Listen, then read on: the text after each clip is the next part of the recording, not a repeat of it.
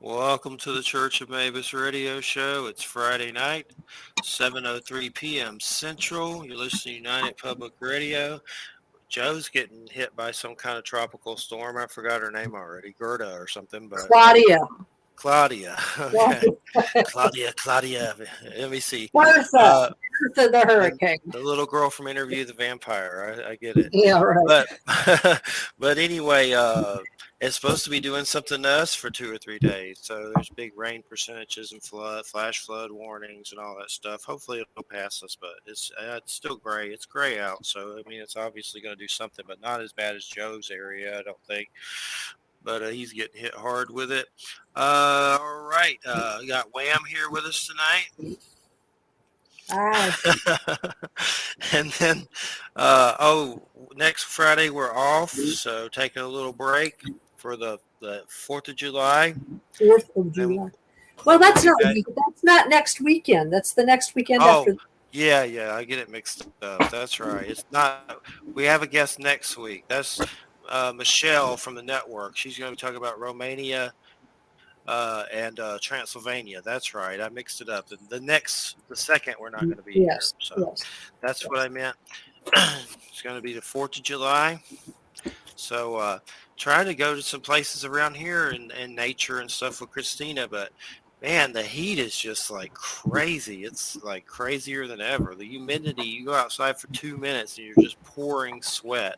That's how hot it is down here. It truly is the Amazon. And it just seems like every year it gets worse in Florida.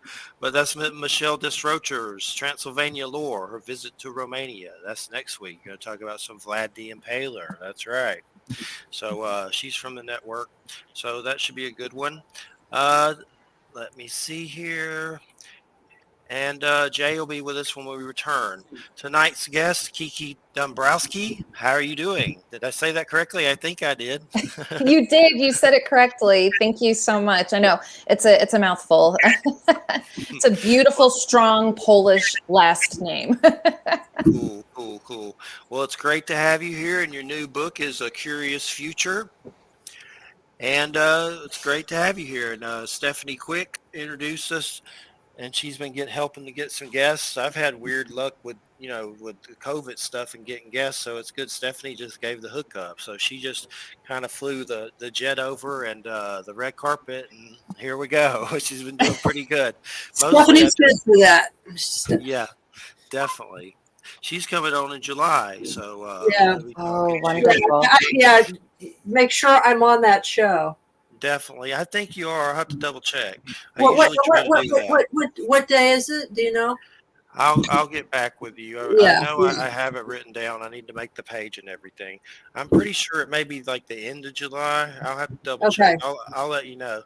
But she's supposed to be gathering info about pet afterlife stuff for my misery of missing my dog that passed. And then who knows what else will go on. But that's part of it, a little part of it. She's just doing some research and stuff for that. So throwing a show on that. And I'm sure we'll talk about some other stuff. Well, Kiki, your book, A Curious Future, it just came out or it's about to or something. Something, yes. It's available for pre-order right now. So you can order it. The official release date is July 13th. So that's coming up super quick. That's right around the corner. So what about the giveaway? Do you want to talk about that before we get started? Yeah, sure. Absolutely. I was thinking that we could do a giveaway for your Facebook group because it's such an active and wonderful community. I could go ahead and I will just post a nice photo that just says giveaway. Anybody that wants to be in the drawing to win a free copy of A Curious Future can leave a comment, and I don't know, we'll do a drawing in a couple days, maybe on a Sunday or Monday, and whoever wins, we'll get in touch with them and send them a book. So they just have to leave a comment or what? Sure. Okay, cool. Do you want to make it more challenging? We can make something. We could quiz them. I don't know. If something comes to mind right now, my head's pretty blank, but if something comes up, let me know. If Wham, you think of something, but a comment, I don't know right now, but maybe something will come up. If y'all think of anything, let me know. But either way, whatever you're comfortable with. So I Oh, look forward thank to you. that for sure. Yeah. And if you can, just give us the audience a little bit of background from you, like your bio, so to speak. My bio. Just a Okay. little bit. How did you A get little into one. these subject matters? He always makes you do your autobiography. That's A That's little bit. totally fine. Yeah, I know. And it's like, well, where do we start? And Origins. yeah, I know. Well, I always feel like I was a little bit unusual. I, always, had a more otherworldly touch. Even as a child, I was the kid that always had imaginary friends. And I kind of stumbled into divination and witchcraft early on. So it was even when I was about 13 years old that I started to work with tarot. Obviously, I wasn't reading for clients at 13 years old, but at that point I started to study it and really become devoted to the idea that we could use different tools and methods to be able to engage with things that might be beyond our five senses. So very early on, I became involved with that. I started studying witchcraft, and at this point, as you guys know, I'm turning 40 tomorrow. So it's been quite a long time that I've been, acquiring information and research on all different types of divination and methods for not only predicting the future, but receiving different messages and information that maybe divinity or however you want to phrase that is the universe is sending to you. Definitely. And I know in your dedication, Jessica Robbins, she was an amazing woman who always supported my writing and correctly predicted future events at the time of my birth. Who is that? That is amazing. I'm so happy that we're giving a nod to Jessica. Jessica was a woman who worked with my mother in Connecticut, and they were very, very close. And apparently, when I was born, yay, tomorrow, on my birthday, when Jessica first saw me as, just a couple days old, she looked at my mother and said, this girl is going to end up in London and in Paris. And I ended up studying in Paris, and then I also ended up studying in Nottingham, England. So I always like to say that she was able to predict that I would end up being a world traveler just by seeing me as an infant. I thought that was a really impressive prediction. And she was also a writer who supported my writing all along, whether it was creative or nonfiction, whether it was poetic and artistic or, academic essays. She was always a wonderful, very kind-hearted, very eclectic woman. So I always liked her. And I noticed you in your bio it says in Savannah. Were you born in Georgia? That's where I'm from. I'm in Florida now. Oh, awesome. No, I'm from Connecticut originally, and I grew up right in central Connecticut, looked exactly like the Gilmore Girls, actually. I just a very heartfelt New Englander spirit, but I ended up, after I was done with school, I moved to Nashville, and I spent, oh my gosh, maybe like 12 or 13 years in Nashville, and very, very recently moved to Savannah. Even though it's a recent move, I'm very familiar with Savannah.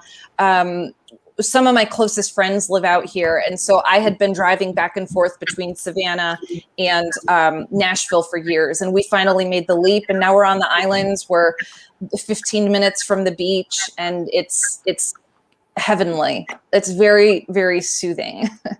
I remember something in Savannah with St. Patrick's Day, like a parade and green beer and weirdness a long time ago. That's all I remember. Not much, but I remember being there at some point a long, long time ago. But yeah, I was born in Georgia and had a Great. lot of weird paranormal stuff happen to me in Georgia. So it's just, I've had some stuff here happen too, but my Goldie oldies were in Georgia for sure. There's definitely some wild stuff there, but I lived there 20 years and then now I'm in Florida. They're both hot. Yes, very. Definitely.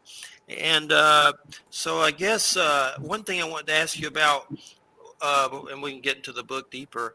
I know that you were into mythology. What made you get into mythology? Is I find mythology fascinating because so many of the different ones have similar creatures. Like, you got Norse giants, and Greek has some similarities with those kind of creatures.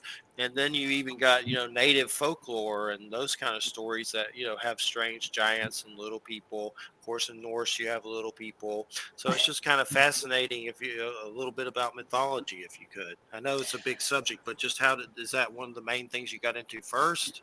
Wow, that's a really wonderful question, and honestly, nobody's ever asked me. I think that I kind of it was very easy for me to lean into mythology. I went, through school, and while in sort of like my academic career, I was also studying witchcraft and magic, and it felt really compatible to be able to go study witchcraft at, a metaphysical shop or with a group of people, but then also go to a college class and, learn about Celtic mythology or, like you said, like Norse mythology. Those were really the two that I focused on. And so, I think that I just fell into it because the stories and the lessons of the ancient gods and goddesses are still powerful for us today, and they could still offer us lessons. And I also love how I feel like everybody has certain gods and goddesses that they gravitate towards, and I really enjoy that. I like the idea that people find a mythology, a certain myth or a certain culture or a certain god or certain goddess where they're like, wow, this really resonates with me. This resonates with something I'm going through, or a personality trait that I'm working on, or maybe I'm doing some shadow work and I need to know how the gods and goddesses got through this. And so I think that mythology is valuable because it can help us grow, and maybe have a deeper sense of self, or even a deeper sense of why we're here. Maybe, I don't know. It's a great question. And plus, it's a good story, right? Like, they're so fascinating and strange and interesting, and there's so many. It's just like, I don't even know where to begin. Yeah, it's a big subject for sure. We had Frater UD on. He writes a lot of books for Littlewood. He's like a wizard dude, like really, like he's like Gandalf came to the show. But we were talking about some of the weird stuff. I know we talked with Stephen Flowers too. Some of the weird like Thor Yahweh stuff, like people actually saying there may be similarities. And I did some searches on Google with that, and there's a lot of stuff that came up, and that really just starts blowing. Oh, he got frozen. He sure did. Yeah. I was worried it was me, but yeah. Oh no. No, just let he may come back. It's all right. So keep so what I was only half listening to what he was saying. So I'm sorry.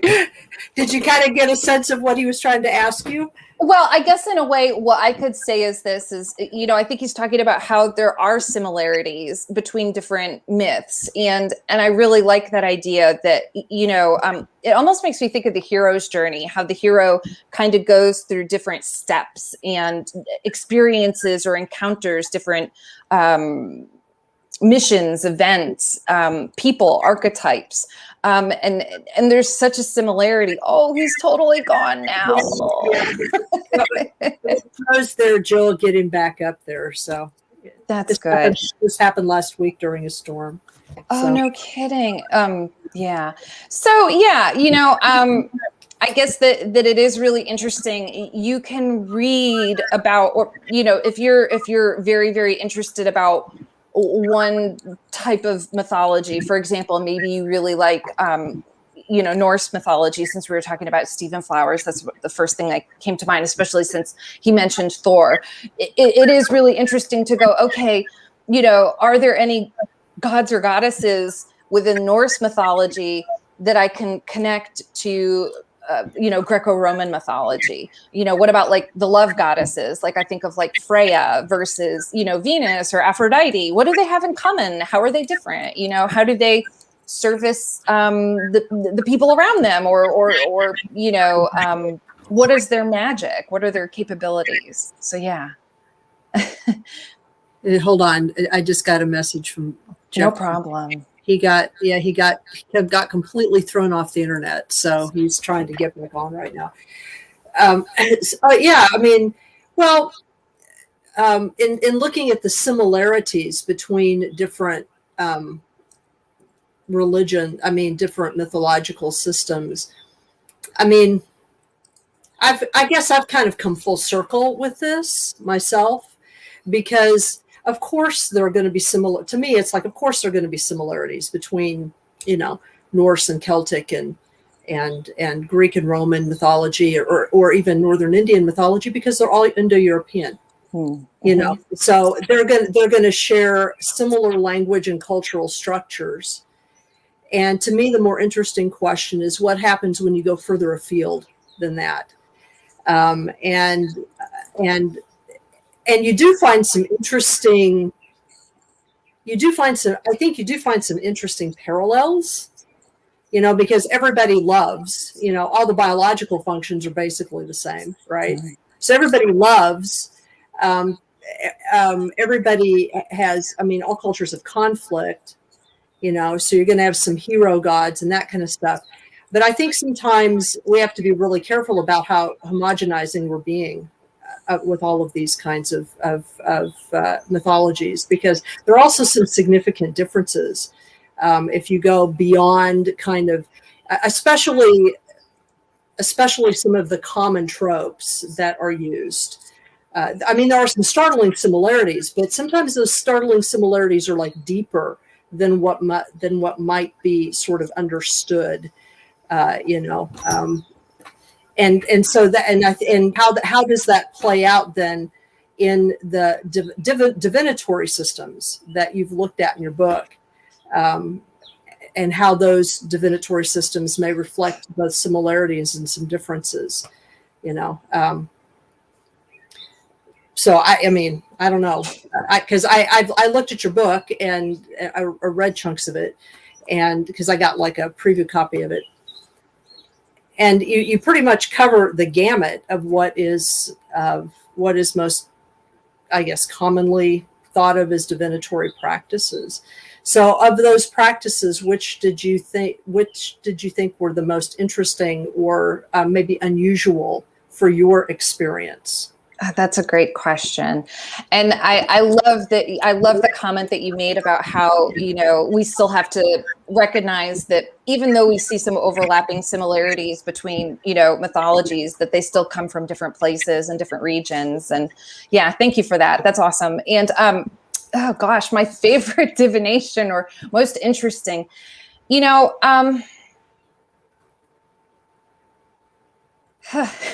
I'm pausing because the reason I'm being quiet, I'm just really kind of going through the Rolodex, because I really had such a fantastic time working with all the different divination. And so I guess that,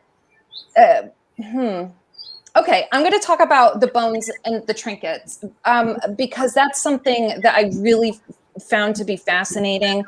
And it was something that I had never tried before. It was something that was brand new to me. And just, to give a little bit of a background to the listeners, bone and trinket kits, and I could actually have mine in front of me. Cool. So there are, and I should preface by saying this too, that the book is meant to be a gateway into divination. Right. It's really meant to help you explore and think about, wow, I really like X, Y, and Z, therefore I'm going to go off and really deep dive into X, Y, and Z. And so for me, the bone divination is something where I highly recommend that people just explore the different traditions and styles that are out there that go along with bone and trinket divination. And I'm just kind of going to, I just make sure that I get her name correct. So there's her name's Michelle Jackson, and she is somebody that writes about bones in a book called Bones, Shells, and Curios. I highly recommend that book as well. But for me, what bone and trinket divination means is I would collect various trinkets, various ethically sourced bones, and put them together into a kit. So trying to think of, here's an example. Like I'm going to hold it up really closely. And sorry, I'm getting my nails done tomorrow, so they look a little. I didn't think I was going to be doing like hand modeling. I bitten off nails here. Oh, so this is like a raccoon tooth. And let me find another fun one.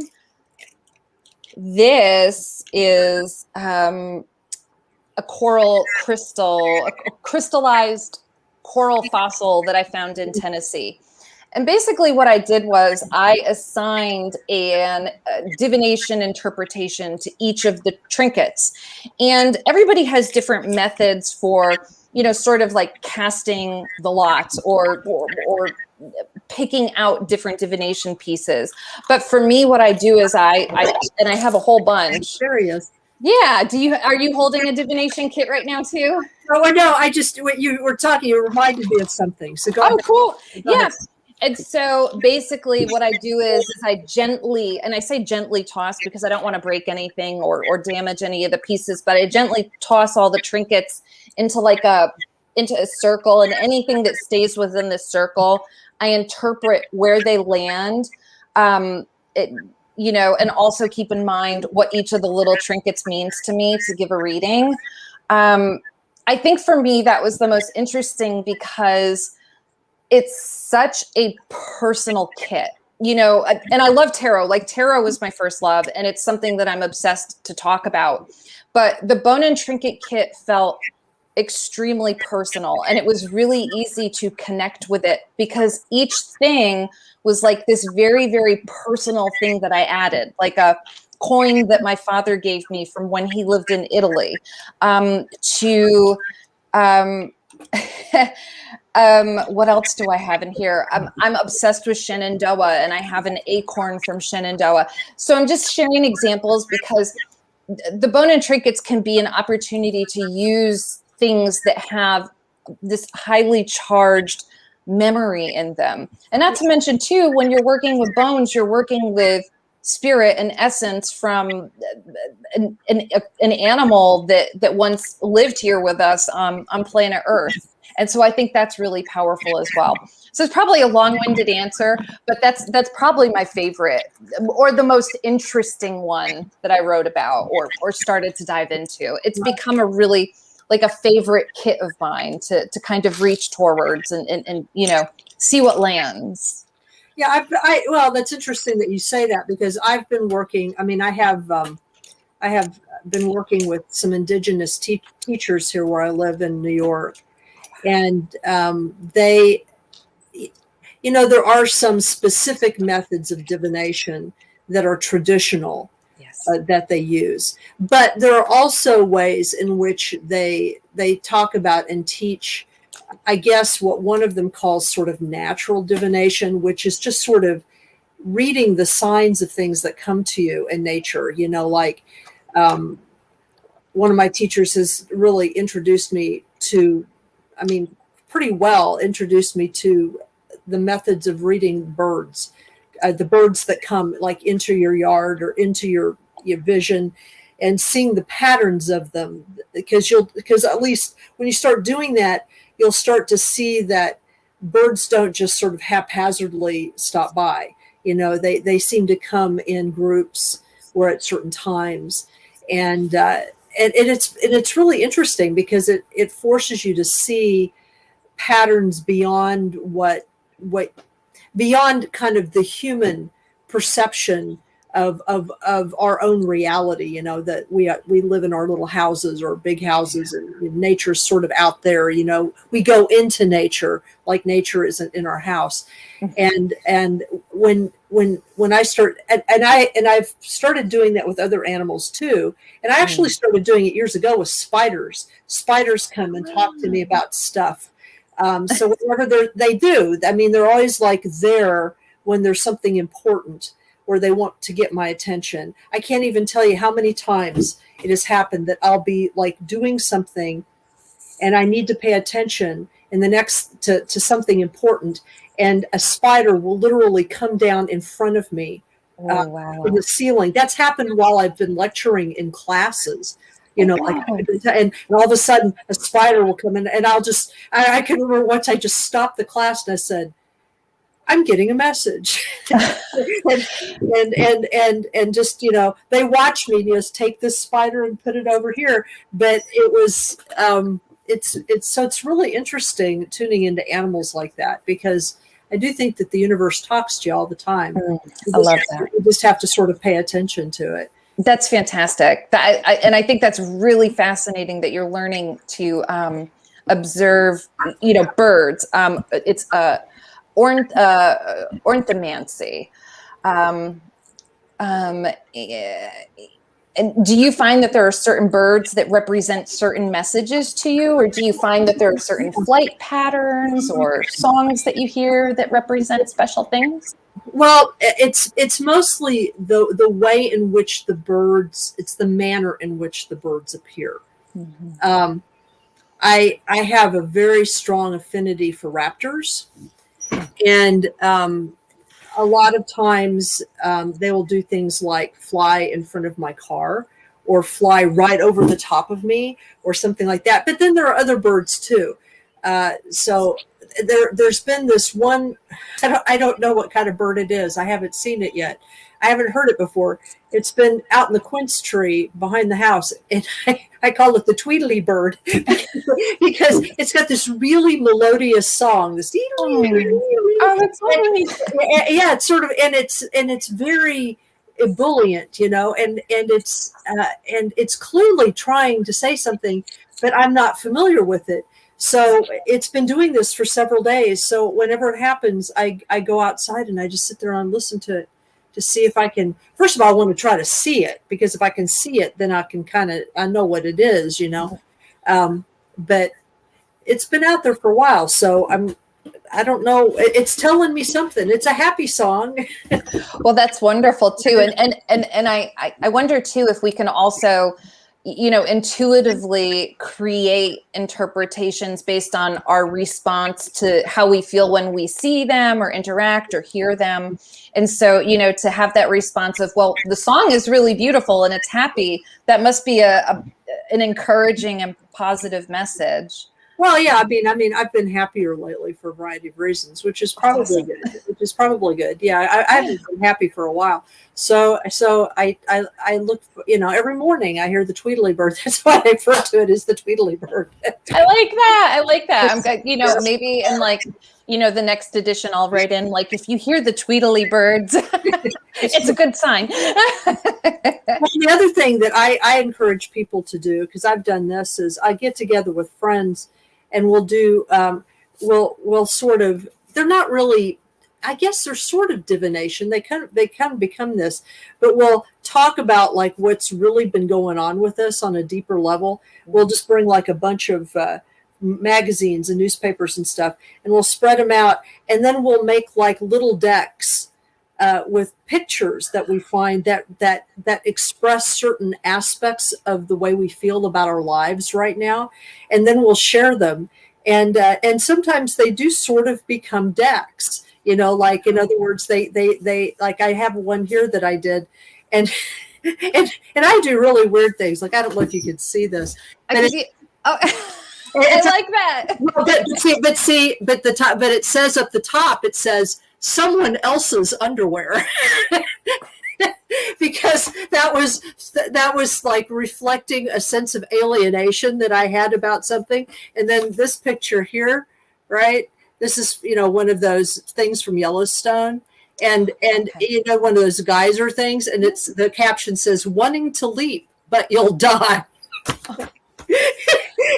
So those are the kinds of things. Or this one, I came up with this represented where I was at the time. It says facing cereal, and then the next one was being cereal. Oh my God.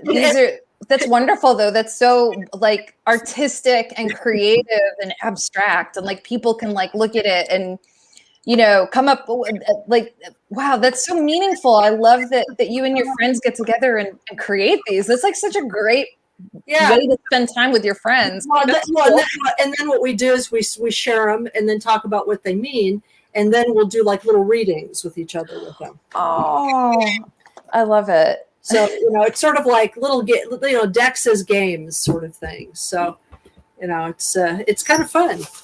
It sounds like a good time. That sounds like a good get together with friends.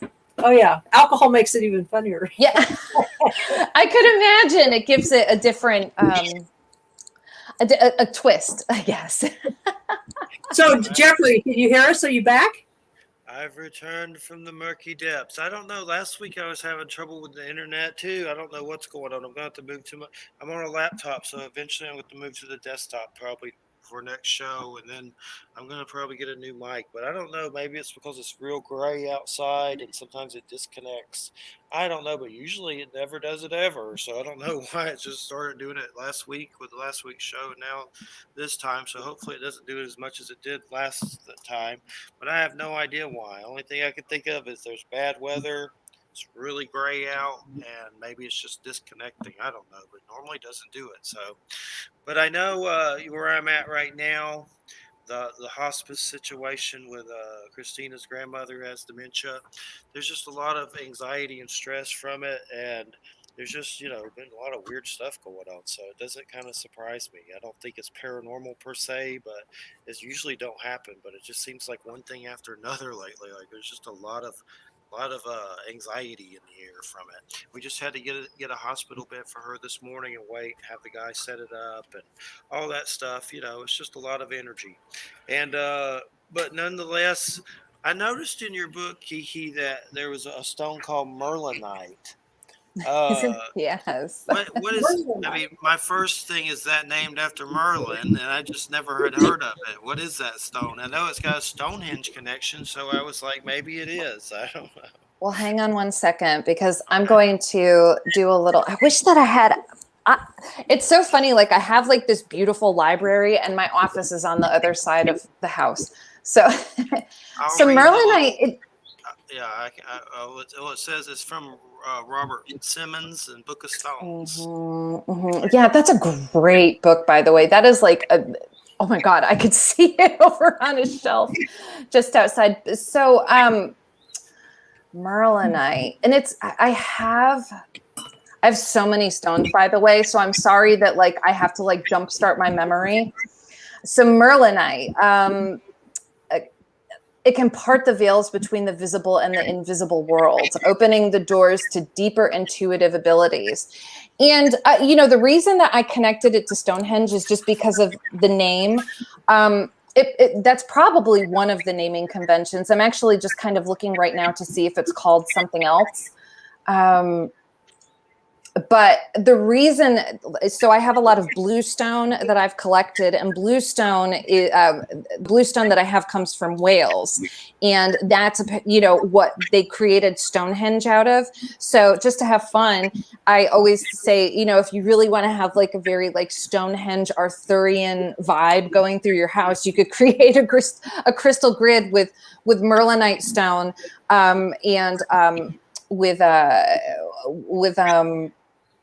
with the bluestone and Merlinite. So yes, okay. I just found the other name for it.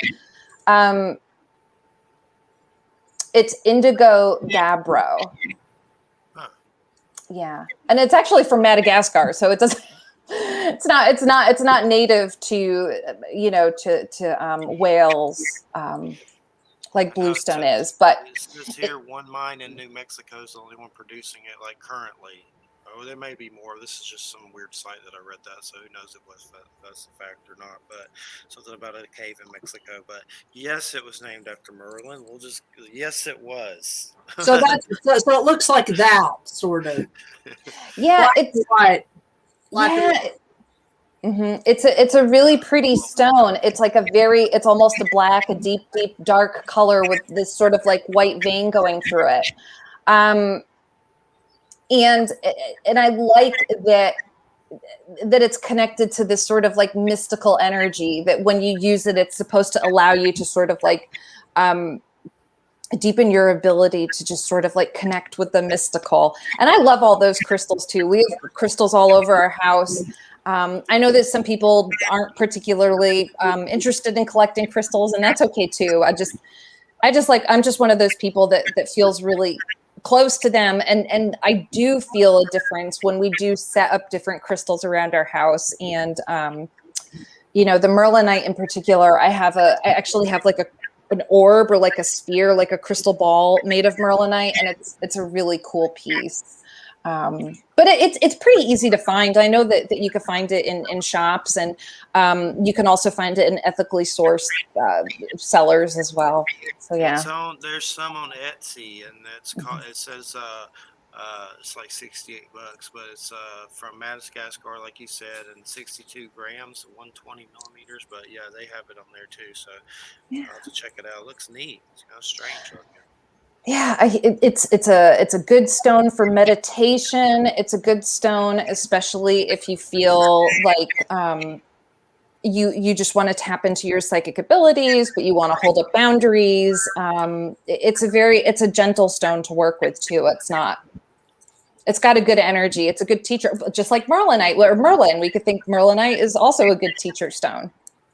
Yes, definitely.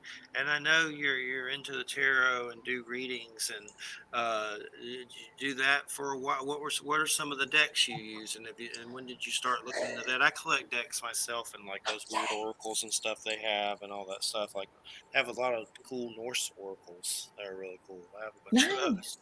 Oh, that's great. Yeah. I love collecting tarot. It's kind of interesting. Well, and I always have some cards around me. And so I specifically work with the Rider-Waite Smith, and the edition I have is called the Smith-Waite Centennial. The colors are a little bit more muted. And I like the back of them, but I collect also, just like you. I have so many tarot decks. I have everything from the Thoth to the Golden Girls tarot. So, and I think they're such a pleasure to look at. And there are certain ones that I feel drawn to working with at certain times, just based on, maybe the season or the lesson that I want to work, or, the sort of lesson or the imagery that I want to work with. But I tend to be, I'm a Rider-Waite Smith kind of gal. Nice. I have a scary tarot. I think it's Donald Tyson. It's like Necronomicon. I'm scared to use it. I think I've used it a few times, but I don't. It's one of those you're like, why do I have this? Oh, this is creepy. Yeah. Yeah. Like if you could think of a subject, there's likely a tarot deck for it, right? Like there's a tarot deck for everything. And Looney Tunes. What? Yeah, I was gonna say that. That's what there was one there. The Looney Tunes cartoon. I think Frater posted that. Ralph. Yeah. He posted it, and I shared it. It was saying we need a Looney Tunes tarot. The Looney Tunes tarot. The Coyote and Roadrunner and all that kind of stuff. Oh my God, that would be hysterical. Yeah. There are really just some fun, kitschy decks out there. There's one that's on, we were talking about Etsy with the Merlinite. There was a deck that I saw on Etsy. It was like, that's the 90s tarot deck. And Fresh Prince of Bel-Air was in there, and Saved by the Bell and all sorts of awesome stuff. I'm a 90s girl, so that was a really fun nostalgic deck for me. But I think that when I'm working with clients, I don't necessarily think like I'm going to use the 90s deck. Not that that's a problem. I'm so devoted to the symbolism and the sacred space that Pamela Coleman Smith created in the illustrations of her tarot deck with Mr. Waite. So I just tend to use that. And there's just so much that I feel like when you look at the imagery in perfect divination fashion, you just look at the imagery and you start to have this sort of like psychic or intuitive download of like, okay, it's just such a strong pull. I don't know if I'd get that same feeling with the Golden Girls deck, although that's like still one of my favorites. One of my favorites, and is a legend, the Arthurian Tarot, and it's from Lillywin. And It's from 1997, but it's just this really cool King Arthur one. But I actually had one of mine get messed up, and I lost it. So I went to go look on eBay for it, and it was like really expensive now. Like some of those tarot decks go up in price, like you can't find them. I finally found one pretty cheap, but it wasn't pretty cheap, maybe like $80. This is a long time ago, but I was like, "What?" When you go back and you look, and they're hard to get, and you can't find them anymore. That gets rough for sure. I know. It's so true. It's so funny. It's like this sort of like weird thing. If you end up being a tarot collector, it ends up being actually, it could be an expensive hobby. Those hard to find or those out of print tarot decks, they get up in the hundreds. Like it's really exciting, I guess. I mean, shocking depending on, Not you for the know. wallet. I said not for the wallet, though, for sure. Some Yeah. of those Brian Froud ones, those with the fairies, one of those was very expensive. I have both decks of those, and one's kind of easy to find, but there's another one that's just like, what? You got to do what? I think it's Heart of Fairy or something, but the guy that did all the Dark Crystal art and stuff has like a weird, oracle with fairies and weird stuff. It's got beautiful art. But some of those get expensive too, but it's definitely cool to find the special ones. There's some Norse ones or Viking ones that are kind of rare. I know on Etsy, a guy sells an old Norse one that I found that I bought too, and I forget the name of it, but it's on Etsy. So I guess you use the tarot you mentioned, and so I guess I'm just kind of skipping around, and divination. Was tarot one of your first ways of divination that you first kind of messed with? Absolutely. Yeah, 100%. And I found divination through television. So it wasn't really a mystical or romantic encounter with tarot, unless you're a 90s kid like I was. There was an episode of My So-Called Life that featured tarot, and I just felt very inspired by it, and said to my mom, "Can I have a tarot deck?" And she took me to a new age store down the road, from where I lived, and the people working there were very generous and patient and helpful. And I really hold a lot of gratitude for them, because I think that it's really important to have kind and open-hearted teachers guide you into tarot, and just say, well, hey, let's get you some really good books. And this is a really, they gave me a copy of the Rider-Waite-Smith. And, because there's so many books about the Rider-Waite-Smith, and they really started me on my path, and in such a powerful and positive way. And I'm so grateful for that. So yeah, tarot was definitely the first one for me, and most definitely, my first love. But having the other forms of divination is important too. While I love to read tarot, I know that there are some people that are not particularly interested in reading tarot.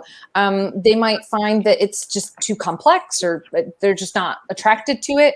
And so that's why I started to go, well, surely there's something else that other people can do. And that's when I started to really explore the strange and unusual, and knowing that, yes, we can read tarot. Yes, we could learn astrology. But if you're not into those really big popular forms of divination, you can also, like we were talking about, you were frozen in time, but Wham and I were talking about bones and trinkets. That's something that's, I think it's gaining popularity. I just came back from doing Pagan Unity Festival up in Tennessee, and there were bone and trinket readers there, and a couple people with books on the subject, and I was really surprised and so excited to see that. But anyways, I guess my point is that yes, tarot was certainly my first love, and I hope that people are also able to find, their first love, whether it's tarot or scrying or reading auras, whatever it is. There's something for everybody. So when it comes to the bone part, where do these bones come from? Well, and it's funny too, because I'm a vegan, so.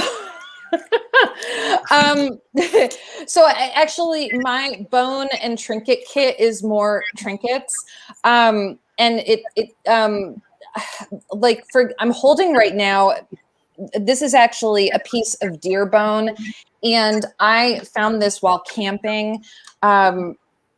You know, and so it's not like they were. It's not like I hunted down these. I purchased a couple of the bones that I do have in my kit from a retailer who, you know, I guess ensures that, you know, everything that they collect and gather is ethically sourced. So I think that they're okay. I really encourage people to be very conscientious of this. And there are some people too that actually, and I talk about it in the book a little bit too, they'll just use chicken bones and they'll put markings on the different chicken bones. So if you're a meat eater and you had chicken soup, or you put a whole chicken in the slow cooker, you can take those bones and, you know, clean them and cure them and just use those. You don't need to go out and like snatch a sweet coyote from nature and just because you need that in your kit. Have you seen the Norman Bates Bone Oracle kit? I'm kidding. I'm joking. But for some reason, I was thinking about him in taxidermy.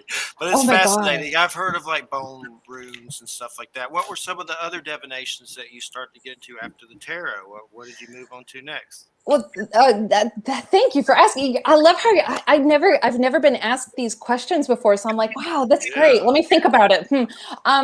So some of the things I got in.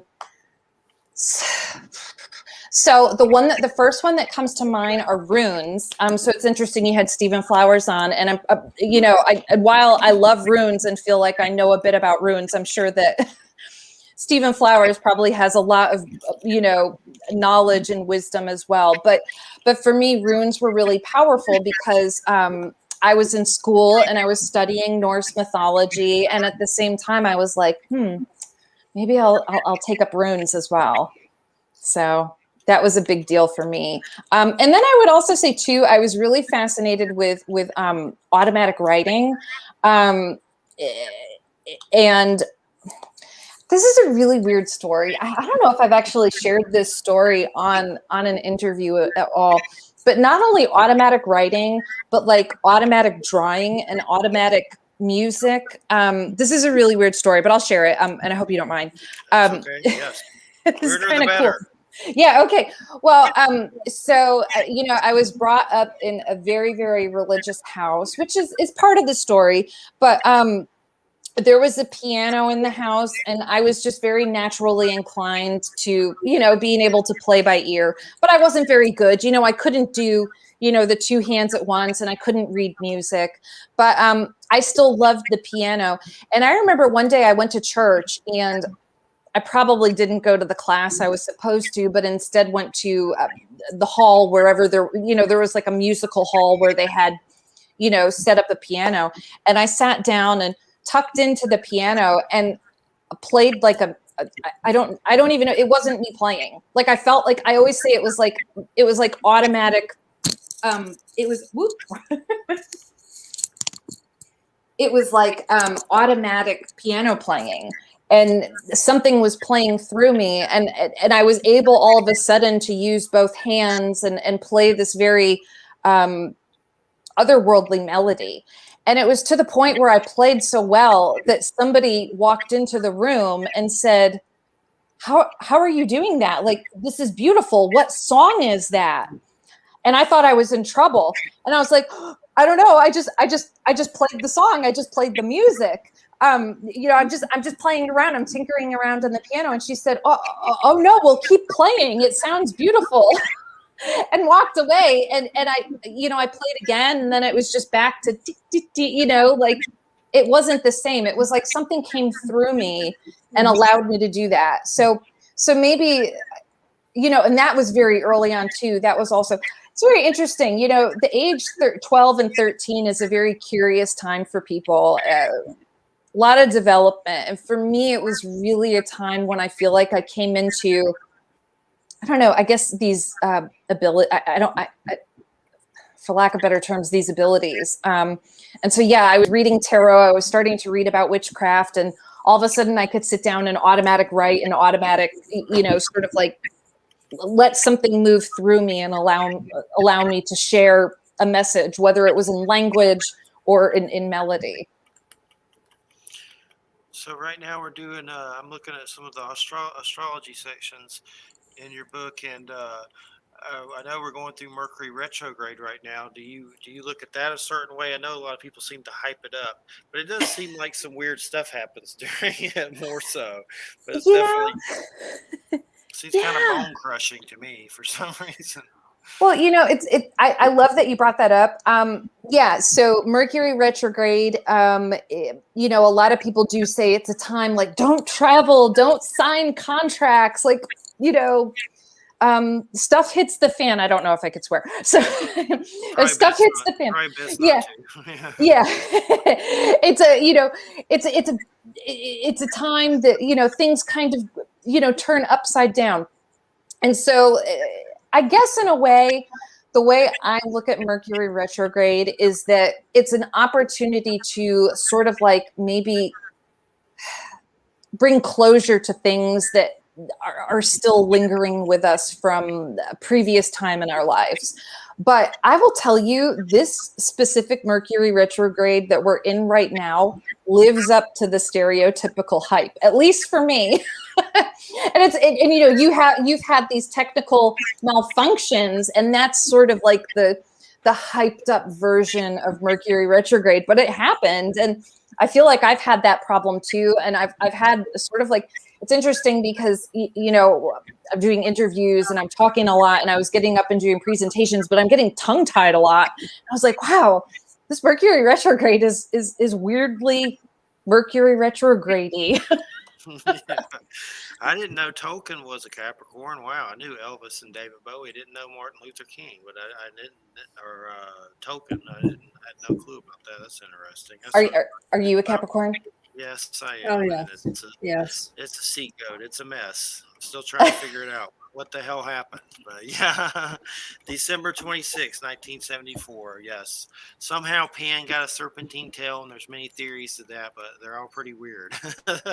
Oh, wow. Yeah. The whole Pan snake tail. I've always tried to figure out how the hell that happened. Let's use Pan for this and stick a snake tail on it. Yeah. Well, that's lots of, when I think of the serpent, I think of wisdom and I think of knowledge.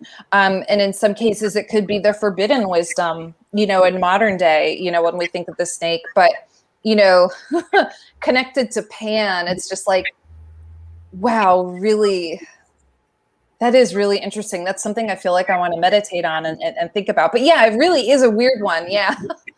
Definitely. What is yours? Well, I'm a Gemini, and today is Paul McCartney's birthday, which I think is really cool. And there are a lot of good Geminis. There are a lot of weird Geminis out there. I know that Geminis kind of get a lot of they get teased a lot, along with Scorpios. My sun's in Gemini, my moon's in Capricorn, which is said to be sort of a challenging position. And what is my rising? My rising is Leo, which kind of makes me a little bit more, like I'm good with getting up in front of people and being bold. And I feel like I'm very hopeful. I'm very, not pushy. Well, I wrote in the book, hopefully persistent. That's really for sure. That's definitely me. Do you know your big three? Someone told me at some point and I had it on paper, but I kind of forgot. Like, I don't remember. I have to get it redone. Yeah. You could get your natal chart mapped out online. There are a few different websites that you can do that at. You just need to know the date, the time. If you have the exact time, that's highly recommended, and the location of your birth. And it will pop up for you, and so you could read about it. Yeah. Okay, so you can just like search it out, and it'll do it pretty much. Yeah, let me find the website that I like. Okay, it's Cafe Astrology. Yep, cafeastrology.com is an example, but like you could probably just like plug into Google too. Yeah, we should say generate natal chart, and it'll pop up about 10 sites. Absolutely. Now, I mean, they'll generate it for you right there. Now, if you want any stuff done with it, they'll charge you for it. But just getting the chart itself is really easy. Yeah. And I also recommend too, seeing if you want your natal chart read, sitting with an astrologer, because they're able to really hone in on stuff that I don't even go in. I'm welcoming you to astrology and giving you an opportunity to glimpse at like some of the big things. But when you sit down for like a reading with an astrologer, they can like look at like where things sit like degrees wise in your chart, and looking at the angles of how different signs interact with each other. It's really incredible. So I think that's important to keep in mind too, even when you like look online at your sun sign horoscope for the week. There's so much more to your personality than just what your sun sign is. Yes.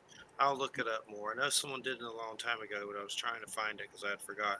Could have sworn maybe something with Sagittarius or something. I'd have to look. I know you mentioned meditation a lot, and I'm always still trying to figure out meditation, and I think I do it, but it's just kind of it's kind of like you just kind of focus within, and I'm still kind of learning. I guess that's what meditation is always learning or expanding, so to speak. But I guess if you could tell us a little bit about about meditation, and also let's say, for instance, you're dealing with a situation like now I have a hospice situation. I've never been in a situation like that, but there's strange energies. She has dementia and stuff, so that makes it a little stranger. But I'm always looking for like clearing techniques, or what are ways that you maybe protect yourself from energies, or I know I've read about white light and meditation and things like that, but what are some things you do? And if you could tell us a little bit about meditation. Yeah, absolutely. So meditation, is a really incredible practice, and for some people it could feel a little bit daunting. But I want to encourage people to even give yourself 3 minutes a day just to meditate. And meditation doesn't necessarily have to be this sort of like like I'm floating above a lotus flower kind of vibe. It could simply be closing your eyes and just breathing in and feeling your body fill with the air, and slowly breathing out, and just really, you'll hear people say like, you just focus on your breath. Meditation is a wonderful way to remind I almost think of it as almost like a Control-Alt-Delete on your body. It really allows you to refocus on the fact that you're a human having a human experience. You're in a present situation. You're in a present moment. You're safe, and you're calm where you are. If you choose to just focus on that breath. So for me too, that's one form of meditation. Some people will say that you can consider taking a mindful walk a form of meditation as well. For example, if you go outside and you go for a walk and you just focus on the way your feet feel as they touch the ground. And that could be very grounding and earthing as well, where you're reconnecting with that earthly Mother Earth Gaia energy. Or even if you're going on a mindful walk, maybe, for example, you have that encounter with a special bird, with the Tweedly bird.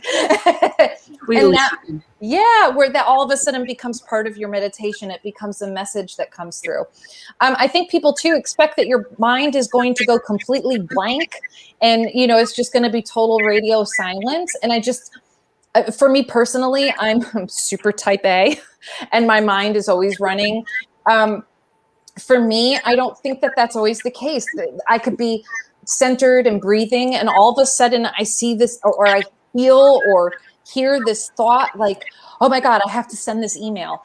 And that's okay. If you are meditating and you have that experience where all of a sudden you think, I have to call my mother, or like I have to feed the cat, or put the laundry in the dryer, that's okay.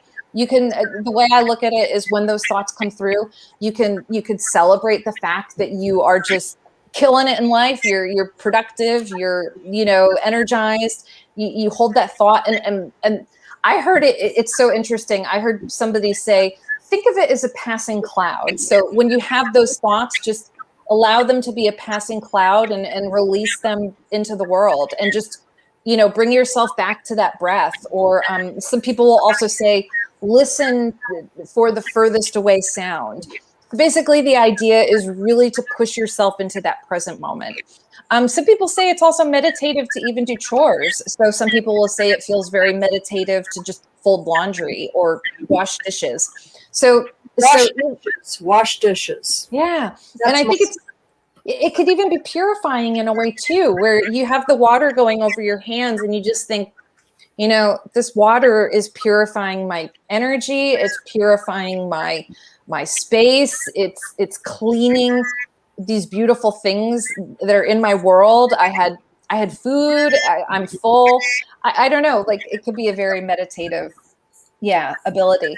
And as for, I'm so sorry. Hospice is just, it's such a challenging but very meaningful situation. So I'm so sorry that that's causing tension and holding that kind of space. It causes a tension or a heaviness, and then there's grief and there's anxiety. And what are their clearing techniques vary from person to person, but you did bring up one that is very commonly used. It's more of almost like a protection bubble. People call it the white light bubble.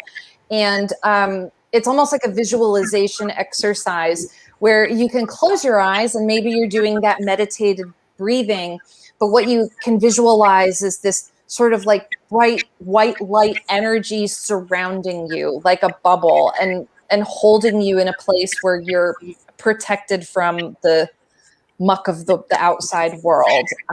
It's sort of a way to have like an energetic force field around you. And I think that visualization could be very powerful too. Definitely. I love creative visualization. I kind of first found out about it through shamanism. And then that creative visualization, I always mess up her name, Shaktag Gaywin book. That was a real good one. And I know she passed not too long ago, but like I was going to ask you, do you know the pink bubble technique? No, but I want to know it now. That's from that. Look up that book, Creative Visualization. I don't know if you've heard of her. I know Yes. Wham has, but that's Dr. a great book. Dwayne. Yeah. Dr. Yeah, Dwayne. that is a really good book. You'd like it a lot. I'm sure it's on eBay, but you may want to get one of the older ones though. But I'm sure they're both good. But I usually try to get the older copies. I've given them to people, but they're on eBay pretty cheap for $5. But she has something in there called Pink Bubble Technique, which is like a creative visualization where you picture what you want and then imagine it, and it makes you laugh when you hear it in audio or whatever. Just the thought of Pink Bubble Technique. Yeah. But yeah, creative visualization with all that is something I'm definitely familiar with. I've noticed white sage helps here too a lot of times, so I need to burn more of that. Sometimes I forget to do it, but I've noticed it can help make it lighter for sure. And then of course I take it in the granny's room and you're like, what the hell is that? He's smoking that reefer. But no, it's That white is sage. funny.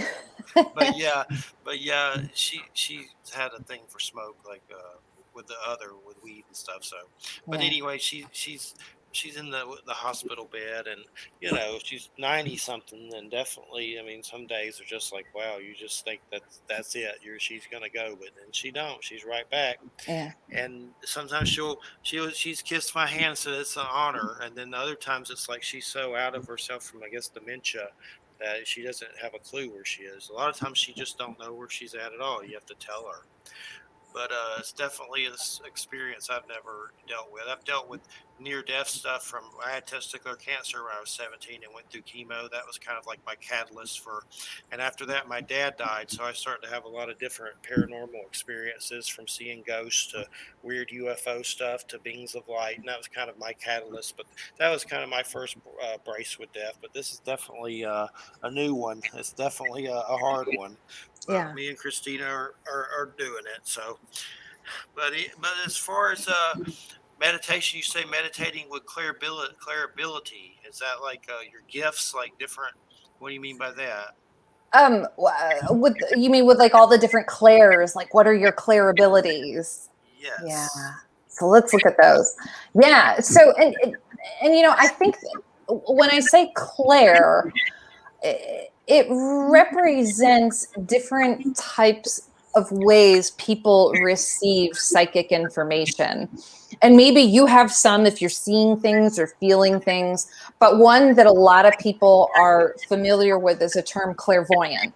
And clairvoyant represents being able to see something psychic. So maybe whether it's in your mind's eye or if you have your eyes open and you see something, but that clairvoyant message is meant to be a visual representation of a psychic message.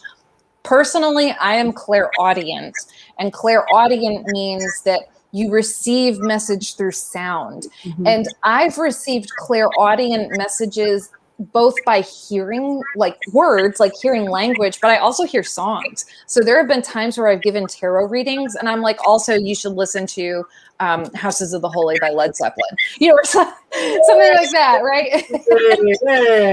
Yeah, but and going back to the idea of birds, I wonder if there's some sort of message we have to all follow up with, since we've brought birds up a lot during this conversation. But I'll always say, like, a little bird came to tell me X, Y, and Z. Like, I'll hear certain messages. I also channel, and because I automatic write, I don't even know if I automatic write like the instructions that I give in my book. Like, I almost hear what I need to write down, and then I like furiously, like, and very quickly, like, write out the message. So that's a form as well as that clairaudient. There's some other really cool, like, clairgustance is clear tasting. That's when you can taste something, but there's nothing in your mouth. I wonder, I also think of like, I'm going to try and say it. There's clairalience, which is clear smelling. This is when you smell a familiar fragrance, but you can't figure out where it comes from. And so, like, this is almost like a psychic message. And it almost makes me think of like when people are doing paranormal research and they're on, like a paranormal investigation, and they also all of a sudden like either smell like roses or perfume or cigars. That's very that common. experience. Yeah, that experience. I had a friend many years ago. She's passed now, whose house was suddenly invaded by poltergeist stuff from another place. It didn't have anything to do with her. It's just that her townhouse got invaded with it. And one of the things that was happening were these smells, and it just sounded weird to me when she told me. But when I went to her house, that's exactly what was happening. It was like, it was so strange. You'd just be walking down the hall, and all of a sudden it would be like the scent would just kind of come up your nose, and there was no source for it. Yeah. It was really weird. It's creepy, isn't it? It was very startling. And right. And there were different types of smells in different parts of the house. Like there were some cologne-y kind of perfumey smells, but then there were also like rotted meat smells. It was weird. It was so weird. And it is truly for better or for worse. I had a very uncomfortable paranormal experience at a haunted cabin that I stayed in North Georgia.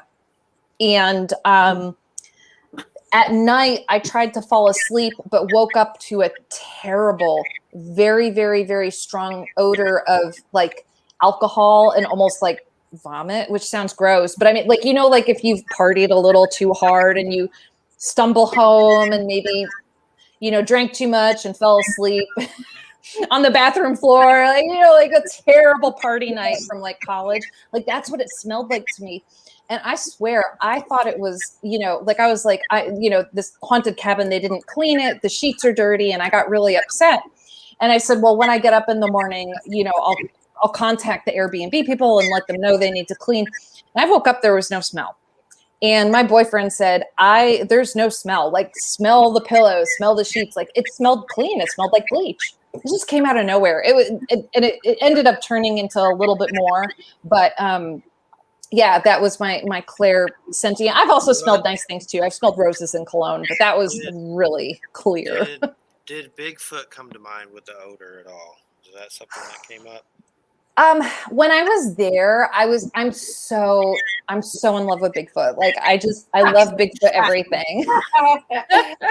Like I hope that as I kind of like just meet more people, that someday somebody's going to say, we're going to do a Bigfoot investigation. Do you want to come with us? Because I don't care where it is, when it is, I will go. But I thought of that as well, especially in North Georgia. There were Bigfoot sightings in the area. It's an area where, people have encountered it. And there is that belief too, that you smell Bigfoot before you see him, but what the experience that I had was very human. Like somebody was there who had a problem. It was unresolved and they were still very in limbo maybe. But I've never experienced sort of like that musty, very natural wild man smell that's associated with Bigfoot. But it's very apparent when people do have that encounter, I guess. Have either of you had that? Yes. What? Oh my gosh. Yes. And I've smelled the smell, or that yeah. Yeah. There's Gail Beatty, who is, I'm up in the Mid-Hudson Valley in New York. And so the local Bigfoot researcher here, Gail Beatty, when she goes out, on the field thing, to look at a new site, there have been several times where either we've smelled it out there, like I've gone out with her and we've smelled it, or there was one time when I was meeting her back at her house after she'd been out, and she brought the smell home with her. Wow.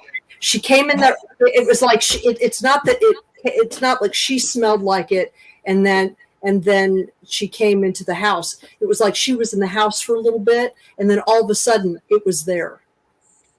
It really makes you wonder, is it just a biological thing when it gets to that kind of experience? That's really, when you smelled it, did you feel uncomfortable or not? Well, kind of surprised. I mean, not out in the field. I didn't. I mean, I have felt other types of discomfort out in the field.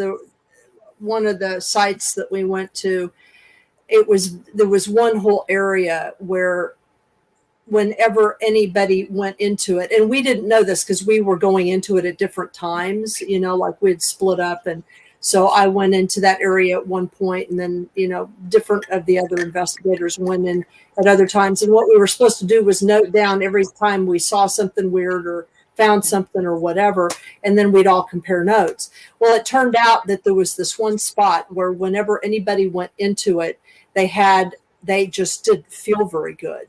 You know what I mean? It was like, for me, I just felt kind of disoriented enough that I actually got dizzy and fell over, which is unusual for me.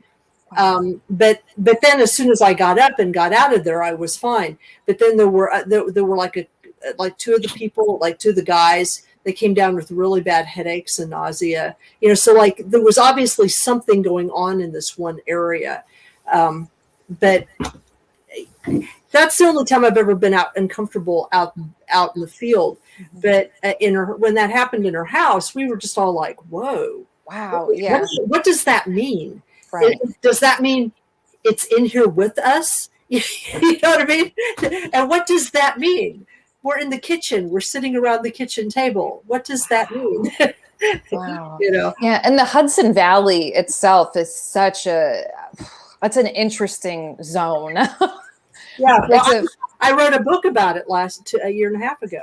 Well, I'm going to have to get a copy of it because I've just been so fascinated with the Hudson Valley and, sort of the things that happen there and the legends and the idea of like the Hudson Triangle. And right. Yeah. Well, it's called Mysterious Beauty, Living with the Paranormal in the Hudson Valley.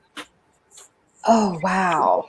That sounds cool. Okay, great. Now I have two things: creative visualization and mystic beauty. Mysterious. I got one more for you if you're interested. I have a And Bigfoot and book. and the I have a author's Bigfoot name is book. Dr. C.S. Matthews, because that's my official name. I'm Lamb here, but Yeah. I actually have a PhD and wrote my dissertation on UFO abduction narratives. Wow. But and Stephanie knows all about this book. Oh, good. Yeah, and she's wonderful to talk to. She can tell you about this book. Yeah, yeah.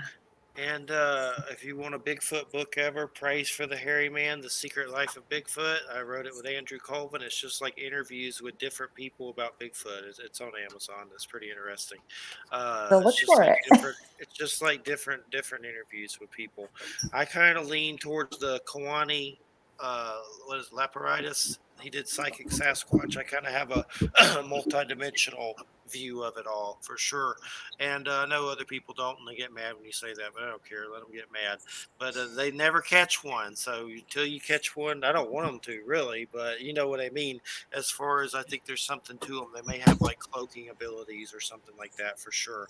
So as far as have you had any other paranormal experiences like through witchcraft or different ones that stand out that you want to tell us about? Loads and loads of experiences. Absolutely. Let me try and think of a more. I mean, you know, the one that the most recent one I had was absolutely this March when I went to North Georgia and had that phantom smell. That was really profound, and it was shocking too, because I tend to be somebody who really tries to be very protective and very thoughtful about walking into things and not having negative encounters, but this was a very negative one for me. I was physically attacked, had that feeling of being held down. So that was really the biggest one. I'm trying to think of another one that I've had recently. I've always wanted a Bigfoot encounter. I know that some people, people seem to be very terrified of that. So maybe I don't. I've always had, my whole life, I've had UFO encounters, even starting as a young child. When I was very young, when I was very, very young, I had a lot of paranormal experiences. So maybe I'll share this one with you. And this is interesting because it has nothing to do with witchcraft. It actually deals with Catholicism. So it's a really interesting one. I was very young. So, I mean, this was like one of the first, like, let's try and remember things as a young child. So I must have been 6, 7, kindergarten, first grade, very young. I was sick. It was like a sick kid kind of week for me. I had a high fever. I was stuffed up. I had ear infections. I had eye infections. I was just a gross, snotty kid. And I was unhappy. I was sick in bed.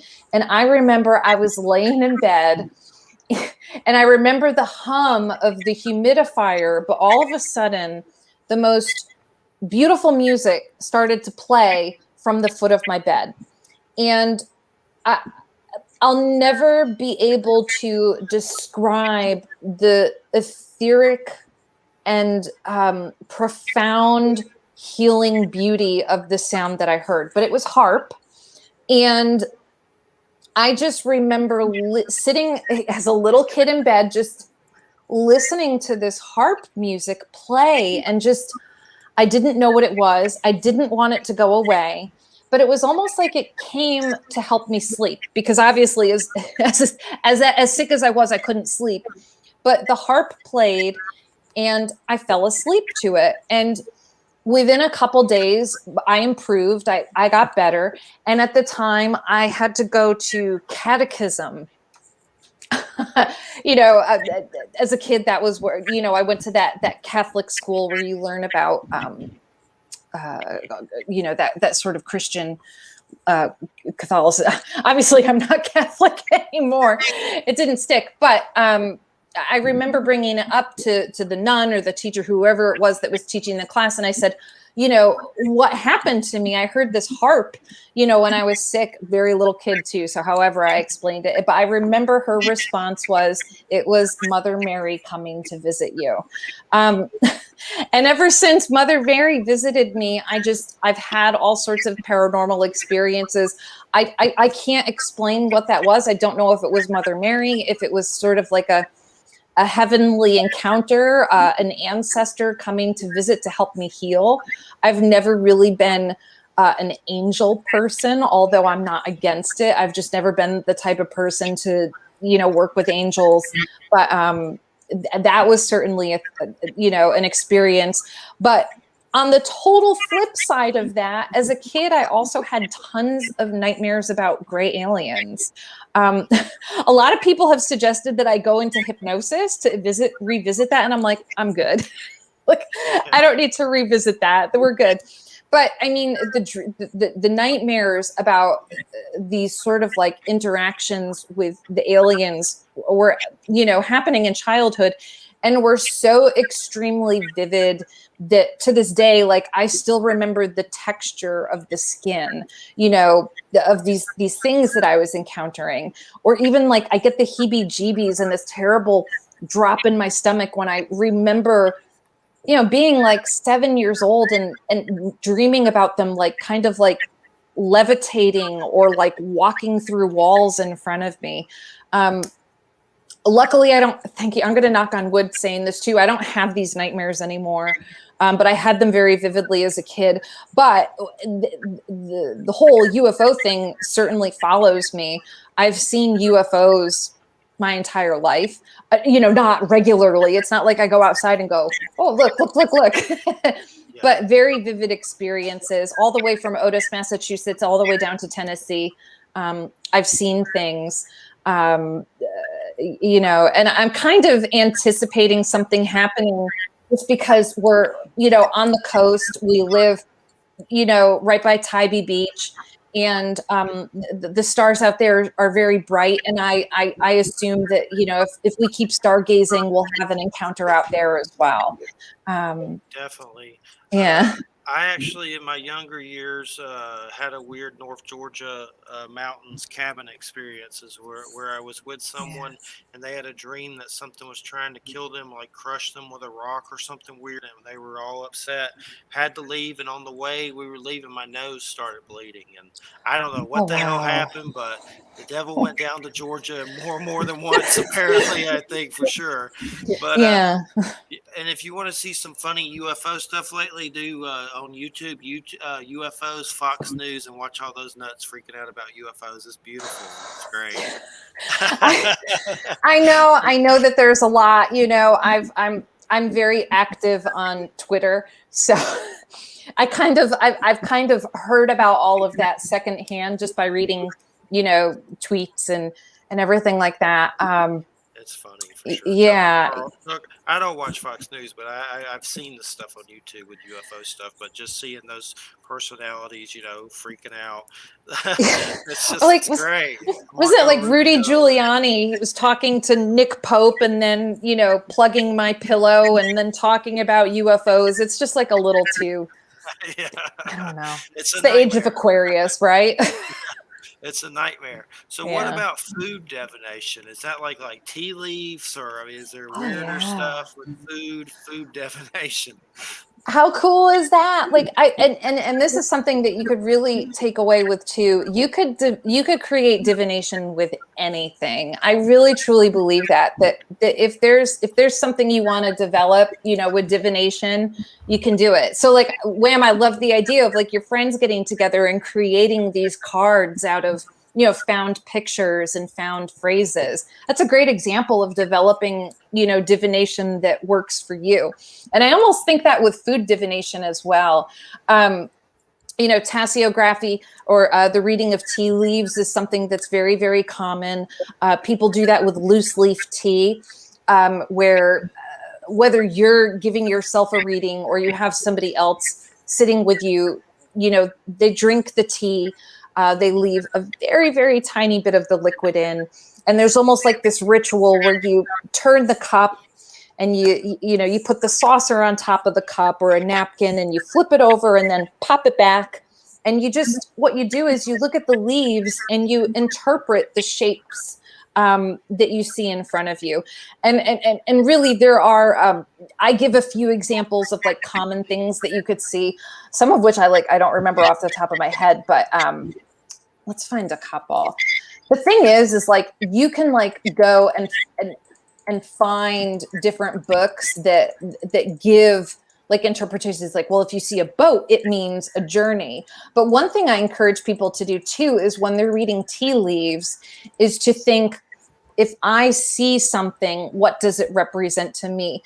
And make it a personal interpretation. And the example that I always think about too is that if you see, for example, like a black cat in the bottom of your teacup, some people might see that and think, this is not a good omen. Don't go on this path. A black cat could be, bad luck. For me, my cat is this sweet little, very energetic, very silly black cat. So if I saw a black cat on the bottom of my teacup, I'd think really positive things. I'd think, oh, you're moving into a playful time. And so I really encourage people, if they want to read tea leaves, like absolutely go out and find a tea leaf divination dictionary. I have a few in my book. For example, like if you see hearts, it could mean love. If you see arrows, it could maybe indicate news. Seeing stars could be good luck. But at the same time, maybe start collecting different interpretations that are personal to you, and see what would you, if you saw this in real life, like what does it represent to you? But some other funny forms of divination. There's one, and I'm gonna try and remember this. It's called tyromancy. Yep, there it is. Tyromancy is the divination with cheese. So like people, nice, right? nice, love that. So there were different ways of reading and divining with cheese. One of which was you would interpret the shapes of the holes in cheese. And so you would look at the holes or maybe the patterns of the holes in the cheese and create a divinatory message based on that.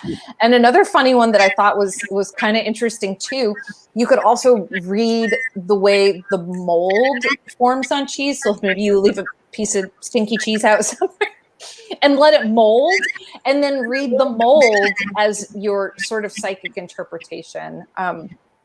I certainly wouldn't want to waste a piece of cheese to do that, but I'm not eating cheese right now anyways, but I know that cheese is loved by everybody.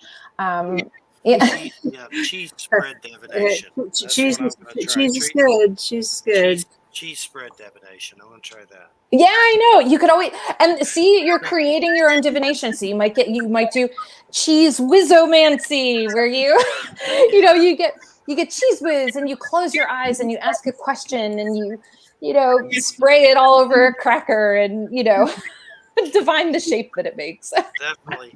I noticed in the Ogham Druidic and Celtic studies, your sections that you talk about. I'm trying to understand that. I know I've heard of that. And I know I have one oracle by that Philip Cargam guy that's real cool. It's like this Druid animal oracle that's really nice that I love. And I guess, how do you use that for divination? It's based on different trees, right? It is and it isn't. It is. They're based on different. It's very it looks almost similar to runes, doesn't it? But it's a completely different system. Each of the symbols, yes, they represent a tree, and they all have their own divinatory meaning. And there are different ways that people read them. A very common one is people will carve the symbols, each of the symbols, into a stick. And we're circling back to Etsy and our small shops. But there are some really cool kits of the Ogham. Some people call it Om. Sometimes my pronunciations aren't as good, especially in the middle of Mercury retrograde. Exactly. But you can get Ogham kits where they actually have this specific type of wood used for each of the, the woods. And so people will take them and some people will keep all the sticks in a bag, and pull maybe one out a day and read that message and go, okay, well, I got the ogum that represents Rowan. So that means today I have to, try and stay grounded. I have to use common sense. I have to be protected. That's one way of reading them. I don't have a really fancy proper ogum kit. I think it's time for me to go on Etsy and probably get one of the ones that somebody hand makes with each of the different unique types of wood go along with each symbol.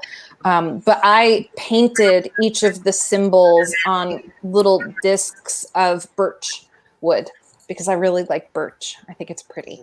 So yeah, it's a really pretty one. Check those out Yeah. on Etsy. I'll have to check that out.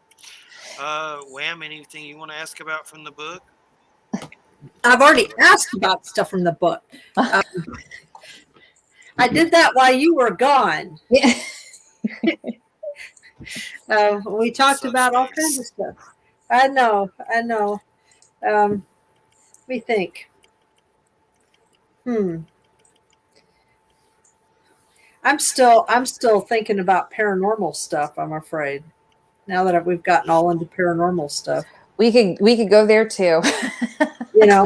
Well, I guess what it is I think it's really interesting the kind of overlap between these divination techniques and the paranormal, because what we're really talking about are communicating with beings and realms that we just simply don't see with our eyes, or that we don't immediately perceive with our with our senses. And divination, it seems to me, is a way by which we sort of open ourselves up to those patterns that allow us to kind of let information that's obviously there already, it's just sort of there, but we're not immediately perceiving it.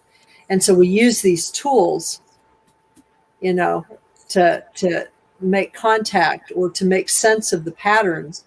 But then when we are studying paranormal stuff, we're also looking for patterns.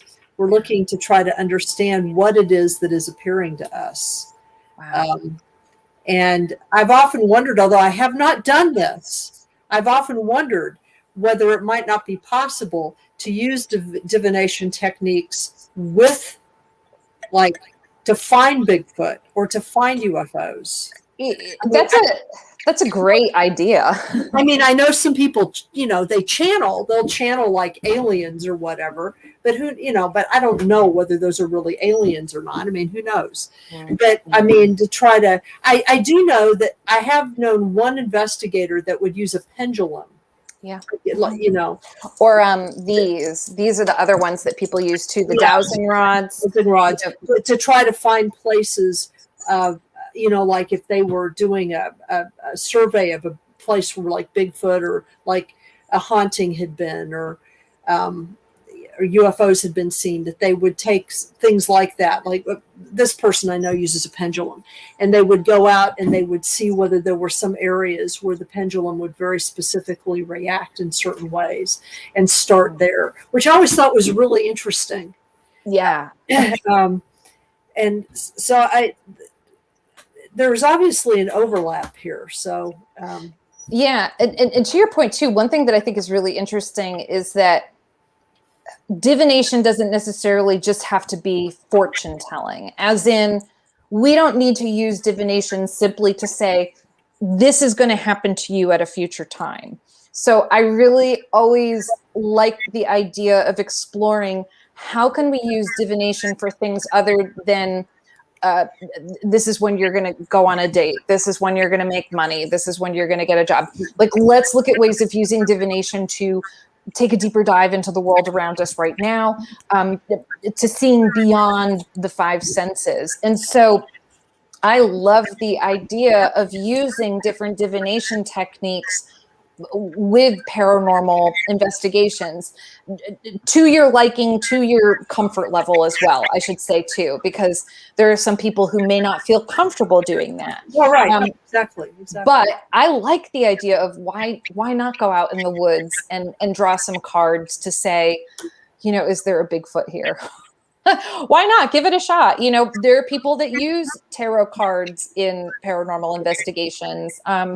You know, I think, for example, too, the folks that do Hellier, they're very open to, you know, using divination through their investigations as well. And I think I really admire that. I think that's really cool to say, you know, bring out your oracle cards, bring out your runes, bring out your tarot, and see if that corresponds with, you know, the paranormal investigations that we're having. Why not? I like to use tarot for things even like spirit of place, like what is the energy of the area that I'm in. Right. And I like the idea too that you said where, you know, looking for signs in nature, you know, we can use that as messages as well to just understand the energy around us. So I love the idea of people bringing in divination tools. One that I talk about in my book that I think would be really fun to use on paranormal investigations. I don't think I have it in hand's reach, but it's described in the book.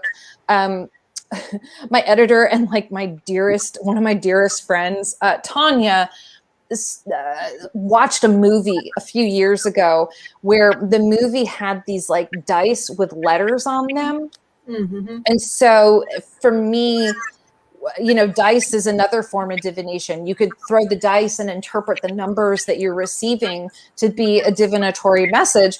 Well, these dice that Tanya introduced to me have letters on them. And so if you throw them, it's almost like playing like divination Scrabble.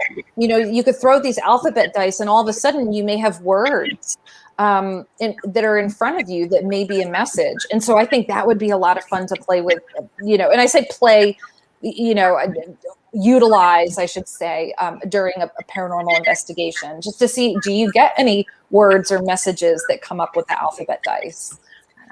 Well, and this is really cool. This is reminding me of another book, which is a book that actually Gail and I have used. It's called Forbidden Bigfoot by a woman named Lisa A. Shiel, and that's Shiel. And the whole book's title is called Forbidden Bigfoot, Exposing the Controversial Truth About Sasquatch, Stick Signs, UFOs, Human Origins, and the Strange Phenomena in Our Own Backyards. This woman describes a phenomenon that does occur a lot with people who have like regular encounters with Bigfoot, you know, like on their properties, that they will often report that they will find Oh, sticks that have been laying in these odd patterns where they obviously could have fallen that way, and other little things like we have found some of that stuff out here, and sometimes you'll find like little mounds of stones with things on top, you know, things that have obviously been constructed that like maybe weren't there before.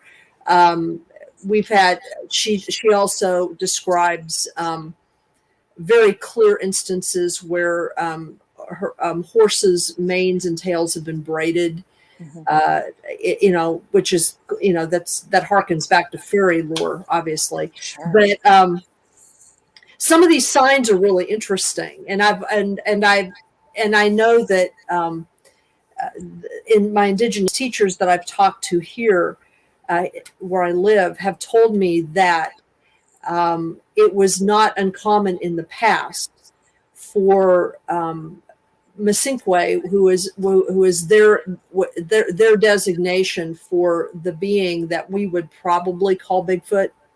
Okay, that's, I mean, obviously they see that entity a little differently, but Masinkwe and then Pequodjij, who are the little people. Oh, I'm sorry. Hold on. I've got to go now that I've mentioned them. I have to go do a tobacco offering. You're not supposed to talk about them in the summertime, but it just comes out because I'm white and I forget. Um, but they would leave little signs like that at different times. You know, the little sticks and the little and they meant things. And according to my teachers, they knew at one time what those things meant, but they don't really know so much anymore what they mean. You know, some of that knowledge has been lost. And but the fact that some of that stuff is showing up again, I find really interesting. You know? Yeah, and that's so fascinating. You know, wow. Yeah, leaving the offering sounds like a wonderful idea. And I wonder too if there's a way that you could engage in a conversation, you know, through those symbols. Like what happens if you leave an offering and then you receive a sign or a message? I don't know. It's like what my indigenous teachers tell me is that you're really not supposed to engage them. Oh, okay. And the reason why you're not is because that was something that specialists did, you know, people who specialized in doing that. That's what they would do. And because it's really difficult for people who are not specialists to know the good ones from the bad ones, because the bad ones will talk to you the same way the good ones will. And so we can't really tell the difference. So, wow. So they sort of like warn you against it. Like, don't do that. And it's not because I'm white. It's because they won't do it either. Understood. Well, and that's a great point, and even goes to all divination in general too, is you know, to be mindful of the messages you receive, but to also use your own intuition to say, you know, is this a message that I'm going to hold near and dear to me, or is this something that I just need to put on the back burner? What are my protective practices? Am I knowledgeable enough to follow this path and continue doing this? You know, who are my resources? Yeah, really, that's a great point. Well, and it also made me think too. Oh, sorry. And also just respecting other cultural differences. I love it. Yeah, being respectful and honorable. Yeah, absolutely. And what you said too made me think also of, like, because we did bring the fae up a little bit, made me think too, where you always hear that, you know, don't eat the food, don't eat the fae food. You know, so just you know, being mindful not to do anything that could be harmful. Yeah. Right. Well, and also I think part of the reason why it's like showing up right now in some places is, frankly, there have been a couple times when we've gone out in the field and we've seen stuff like that. And I kind of get a sense it's almost always where where these signs appear, they're almost always sort of like at the boundary of a property, you know, or like, you know, like where like a meadow becomes a woodland or something. And there's I've always wondered whether that's not like a warning. It's kind of in the sense that this is our house. This is our house. Yeah. You know, it's a boundary. Yeah, and that's that liminal area. And before you go in, you need to, you know, like make an offering or do something or announce yourself. You don't just come in, you know, with your cameras and guns or whatever the hell you got, you know. It's, right. So we've tended to be really respectful when we see that kind of stuff. You know, we'll do little tobacco offerings. We were taught how to do that, and just sort of, you know, try to leave certain places alone if we see stuff like that, because, you know, honestly, we don't know what it means. Right. You know. Right. And I guess that's why it's so valuable too, to go ahead and try and record, you know, your encounters to see if you can find those patterns and what happened before you saw it, what happened after you saw it, you know, what was your interpretation. I don't know, I think that's really interesting. It looks like Jeffrey got frozen up again. He got frozen up again. There, see, there, boop, he's gone. That's funny. That Mercury retrograde, it's coming at us. You know, it's a stronger Mercury retrograde than usual because it was Mercury retrograde with the moon in Gemini. And also, didn't we have Mercury was in Gemini, and then the new moon was in Gemini. Yeah, well, and then we also had the lunar eclipse and then a solar eclipse. So I found the time between that lunar and solar eclipse to be intense. Yeah, it's Mercury retrogrades don't bother me too much because of my chart. They don't bother me too much. I'm a Leo, but I have a Capricorn rising, Saturn and Capricorn in the first house, and a Taurus moon. So I'm very, I'm not overly annoyed by Mercury when it goes. I use it to get stuff done. Stuff I haven't gotten done, I use it to get stuff done. But I have noticed it's been a little frantic this time. There's a lot of just weird thoughts and emotions, and just sort of, I don't know. That's great. Yeah. We were saying earlier too, I really like to think of Mercury retrograde. Mercury retrograde happens often. It's not like it's this like uncommon, strange, terrible event. It happens, throughout the year, and you're not going to stop driving or signing contracts or,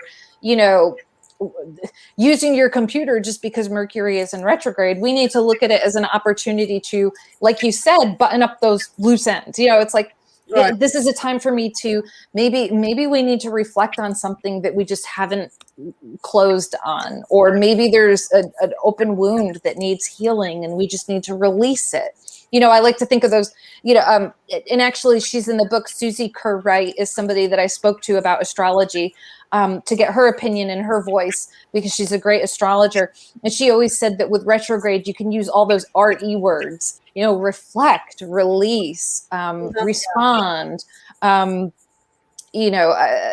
Those are sort of the things I think about with retrograde. But yeah, this one right now that's happening is a doozy. So I'll be happy. It ends next week. So that's right. And it's funny too, because I actually fly on the 26th. I'll be flying up to your neck of the woods. I'll be going up to Connecticut. So not too far from you. So it'll be the first time that I've been on a plane since before the pandemic. Oh.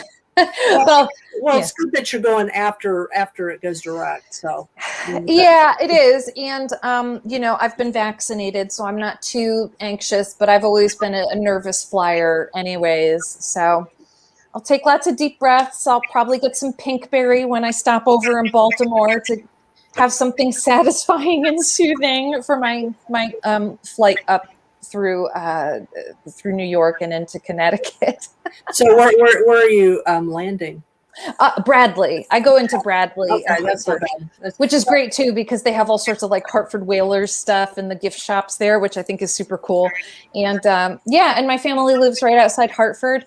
I'm looking forward to my journey up there this time. I'm going to be visiting Gunji Wamp in Groton, Connecticut. Oh, yeah. And then I'm also going up to America's Stonehenge. So I'll be seeing that as well. I really like to visit sacred sites. And so that's really, really special to me. This is my second visit to Gunji Wamp and my second visit to America's Stonehenge. So I'll be interested to see what is it that I pick up on intuitively visiting a site for the second time. Maybe thinking, the spirit of place is more familiar with me now that I'm there. I've returned, like, I legitimately want to understand what's going on here. You could talk to me now, that kind of feeling. And maybe when I visit there too, I'll bring the dowsing rods or I'll bring a pendulum. I think it might be interesting.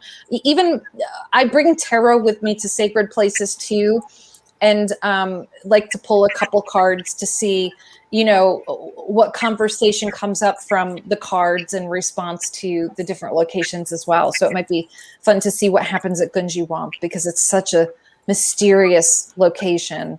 Yeah. Well, if you ever decide you want to come up to Hudson Valley, just let me know. I know where all the good spots are. And the book sort of talks about all the different types of. It's kind of a survey book. It talks about all the different kinds of experiences, and a lot of the various locations where these things repetitively occur, and it covers it's got like a timeline in the back that covers about the last 40 years. Wow. And how these events have sort of overlapped. Like maybe at one point, in one part of the valley, there was one set of things going on, but then at the same time in another part of the valley, this stuff was going on, but nobody knew that the two different things were going on, like UFO flaps and Bigfoot things, but they're happening about the same time, but in different places. So, 40 miles apart, but nobody pays any attention. It makes you wonder about, what is happening to trigger all of that stuff occurring around the same time. Right.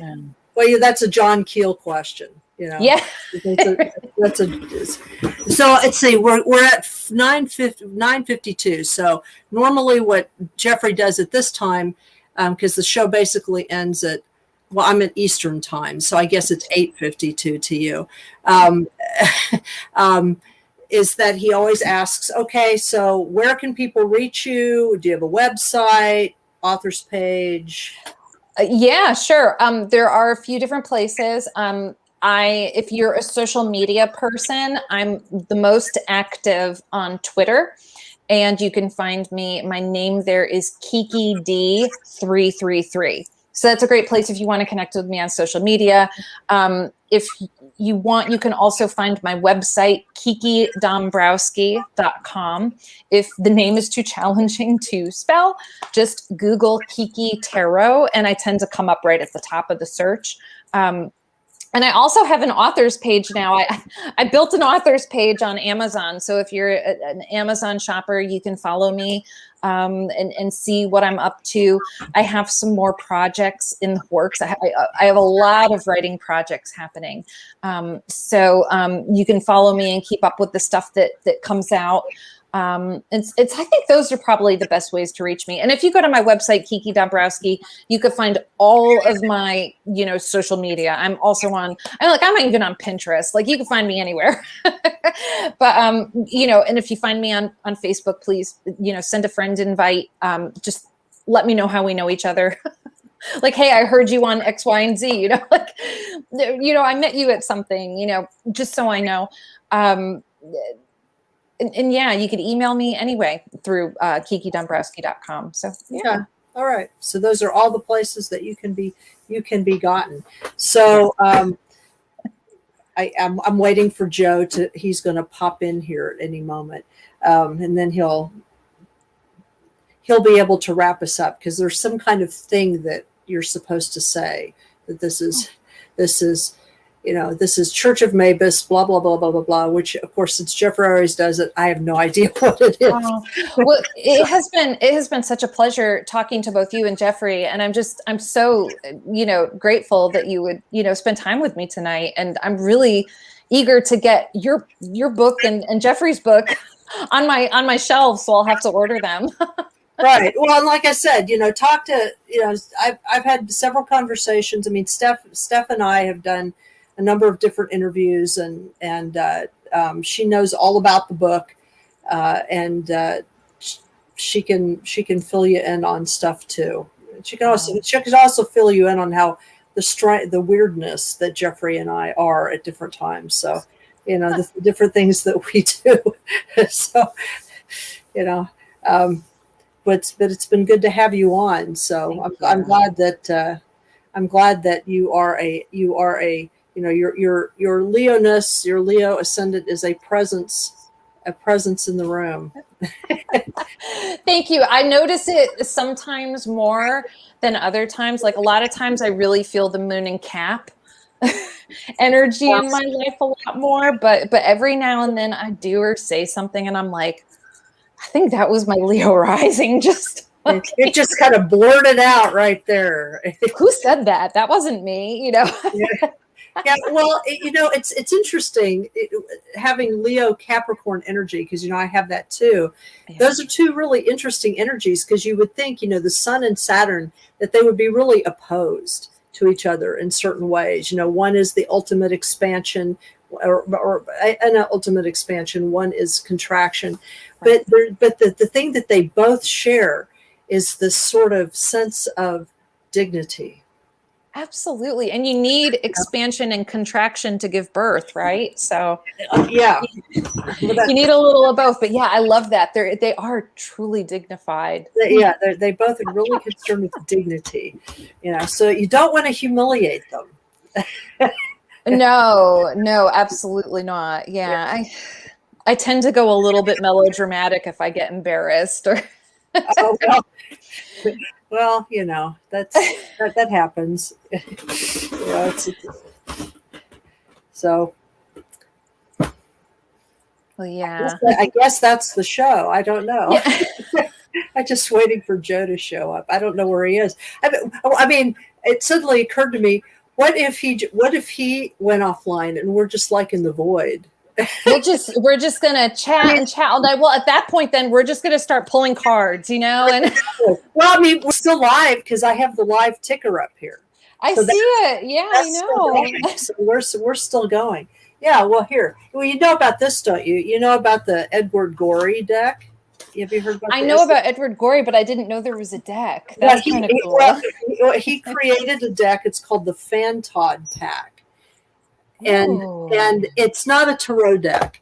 It's just a deck, and it has stuff in it like, well, here's one. The Tunnel. That is awesome. That is such a cool card. It's almost like I just want to print it out and put it on the wall somewhere in my office. And then he has weird stuff like this. What's that? The child. Look at that And child. it's a skeleton. Look at that. Oh my God. A little toy dog. It's so freaky. And or this one right here. The Urn. Oh my God. That is like that's the style that they're in. And you can do readings with them. I mean, they're all, you know, rather morbid, as you can imagine. You know, rather morbid and kind of odd. And then there's this other deck. I like to collect weird decks, you know, just stuff that's off the wall. There was somebody that sort of as an art project, I think you can find this online. They just created a deck that it's not a tarot deck. I mean, who knows what it is? It's sort of done in the style of a tarot deck, but it isn't like a whole deck of any kind. But like, here, I'll show you one. Here's one. The molar beetle. I mean, it's a really cool picture. That's an awesome illustration. I know, but see, look, that's a molar up there. You know, that is so weird and cool. Oh, there he is. There he is. Yeah, and I love Oracle decks not only because it, excuse me. I mean, like the illustrations are so fascinating and so interesting. Oracle decks are such an inviting way for people to get into cartomancy, right? Oh, like exactly. Whatever, like if you're a little intimidated by tarot, which I think everybody, you know, no matter how long you've been reading, it could feel overwhelming. Like you could get an Oracle deck on any topic and just really, and I think this is important too, divination doesn't always need to be heavy and serious and foreboding. You can enjoy yourself with a good reading. Look at that. The fallen moon. That's almost like Monty Python-esque. Yes, except that, they're very strange, and they're not like in any particular. Oh, this one is bizarre. I have no idea. Angel stomachs. I mean, what would you tell somebody if they got the angel stomachs for a reading? I guess it would be like, I wonder what like that would mean. Like it's time to buy Pepto-Bismol. Could you say butterflies in your stomach? Drink more water. Or this one, the Cloud Doctor. Oh, he is creepy. Ooh, I don't like him at all. Yeah, isn't that weird? Yeah, see, they're just odd. They're just really odd. I have another one it's done in the form of like a playing deck, you know, not like tarot, but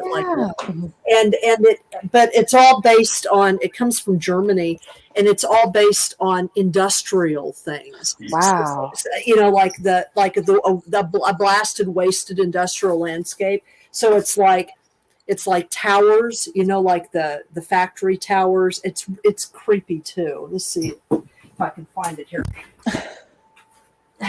Well, I'm just waiting for Joe to close this down. There he is. There he is. Yeah, I'm a close y'all. I'm a close y'all out since y'all's host disappeared.